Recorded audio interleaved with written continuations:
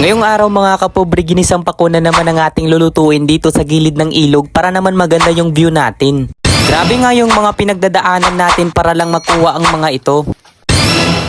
So this is pako. So budol fight nga pala ng ating food tripan ngayong umaga para mas enjoy tingnan habang kumakain. Makikita nyo naman talaga na masarap ang abahaban namin ni Paring Ipip na halos hindi na mapinta ang aming mga mukha. So bago nga natin marating ang ilog dito sa lugar namin, naglakbay muna kami ng mga ilang minuto. At dahil nasa ilog kami, syempre hindi rin tayo papahuli sa mga liguan dahil sobrang linis at lino naman po talaga ng ilog dito sa amin. Pagkilid! Mo! Yay! So pangalawang bisis ko na po pala pinuntuhan ng spot na ito at nagawan ko na rin ito ng adventure vlog nung ako lang mag-isa sa adventure. Pero this time nga po ay may mga kasama na akong mga bata. Wala naman po kasi sa plano ko ito pero dahil nag-request sila sa akin na maligo kami at mag-food trip, kaya naman ito papunta na kami sa ilog. Linakad lang namin ito dahil malapit lang naman. Sa barangay lang namin ito at dito po kasi ay maraming nagpupunta para maligo at maglaba. Napakalinis naman po kasi dito kaya sikat itong puntahan sa amin. So dito nga ay nakarating na tayo mga kapobre at hindi na nga kami nag-aksaya ng oras dahil sinimulan na namin manguha ng mga pako. So mga kapobre, may nasipatan tayong pako. Ayun!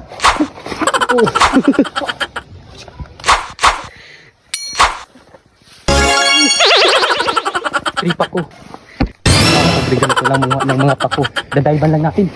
Yo!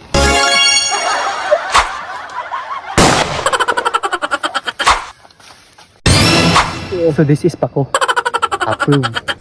So mga kapobre, may hambugiro dito. Marami daw siya nakukuha ang pako. Tara, tingnan natin.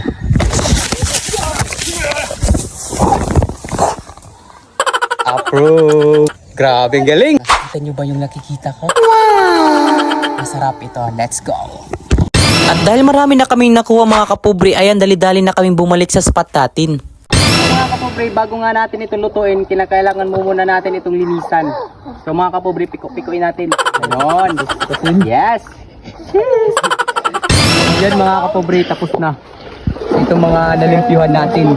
So after naman linisan lahat ng mga pako na nakuha namin, dito nagsimula na tayo maghiwan ng mga lamas na bombay at ahos. Panlow budget lang talaga yung tirada natin sa ganap na ito, pero ganun pa man pangsarapan naman yung tirada natin na hindi nyo makikita at matitikman sa mga syudad na lugar. Dito mo talaga masasabi na it's more fun in the province dahil dito lang po kasi natin mararanasan ang mga magagandang experience na wala sa mga malalaking syudad. Dito sa probinsya masaya na tayo kahit maliit lang na blessings lang. Basta ang importante ay kumpleto lahat ng pamilya at sabay-sabay kumakain. Dito naman ay nilabas na namin lahat ng mga baon na kanin. Siyempre, budol fight ang kainan natin. Pinoy na Pinoy talaga para masaya. Kung napapansin nyo, may baon din tayo na sardinas para pampakulay na rin sa mga ulam natin dyan. Nailagay ko na rin pala ang niluto natin ginisang pako mga kapobre. At siyempre, bago nga tayo kumain, nagdasal muna ako dyan. Pasalamatan po natin ang Panginoon sa biyayang ibinigay niya at pati na rin sa protection namin ngayong araw dahil hindi niya kami pinapabayaan. So this is it mga kapobre, kainan na talaga. Ito talaga ang pinakamasayang moment basta mga kainan na kasi hindi po talaga maiiwasan na magkakagulo dahil may iba po kasi na takot maubusan. Pero sa sitwasyon namin ngayon ay sinabihan ko na sila na walang unahan sa pagkain, dapat chill lang at payapa para ma-feel natin yung ambience ng tunog sa ilog habang tayo ay kumakain. Oo nga pala, kanina habang kami ay nagluluto nito, nahirapan nga kami dahil mahina po kasi yung apoy ng beauty natin nang dahil sa hangin, kaya medyo matagal kami matapos at makikita nyo rin sa niluto namin ay may mga pakupang half cook lang ang pagkakaluto. At ngayon naman mga kapobre, maliligo na tayo kasama mga bagets nating kasama. Kung iisipin talaga kay sarap maging bata dahil mga ganitong experience lang talagang gusto nating mangyari sa buhay natin. Kaya feel na feel ko talaga ang mga bata kung bakit ganun na lang yung mga gusto nila. Siyempre bilang isang kuya, alam ko yung mga gusto nila. Dahil lang galing rin tayo dyan sa pagiging bata. Kaya wag po nating limitahan yung mga bata sa mga bagay na gusto nilang gawin. Dahil ako po sa mga ganyang edad ay ginagawa ko lang yung mga bagay na gusto kong gawin. As long as ito po ay hindi nakakasira ng iba. Nasa new generation na po kasi tayo ngayon, kaya ganun na lang yung pag-iisip ng mga bata ngayon. Hayaan nyo po na sila ang makatuklas ng mga responsibilidad nila sa buhay. Kagaya ko, marami po akong mga realization sa buhay.